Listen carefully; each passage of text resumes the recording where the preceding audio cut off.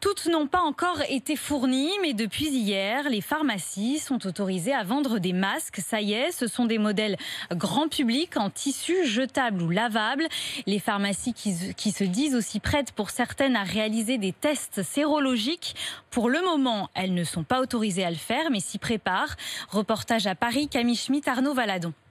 À l'étage de la pharmacie, Bruno Bader a pensé à tout. Il faudra prendre un rendez-vous. Dans une pièce isolée, le dirigeant de l'officine veut réaliser des tests sérologiques pour dépister le Covid-19. On prélève une goutte de sang. 10 minutes, un quart d'heure après, le patient sait s'il est positif et auquel cas, nous l'orientons vers un laboratoire d'analyse médicale qui effectue d'autres tests, dont les fameuses PCR. Il estime être capable de réaliser une 50aine de tests par jour dans sa pharmacie. Sarah est une cliente fréquente, elle se dit prête à se faire dépister. Je pense qu'il faut avoir confiance dans son pharmacien.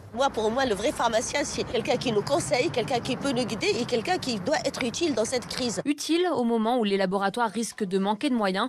Alors pour Bruno Bader, les pharmaciens ont un rôle clé à jouer dans le déconfinement. Le maillage territorial permet à n'importe quel Français de s'orienter vers sa pharmacie à une proximité directe, là où nous sommes en mesure d'effectuer ces tests. C'est plus qu'une urgence, c'est bien réussir le déconfinement des Français. Pour le moment, aucun test sérologique n'a été approuvé par les autorités sanitaires. Leurs résultats sont jugés peu fiables, au contraire des prélèvements nasaux.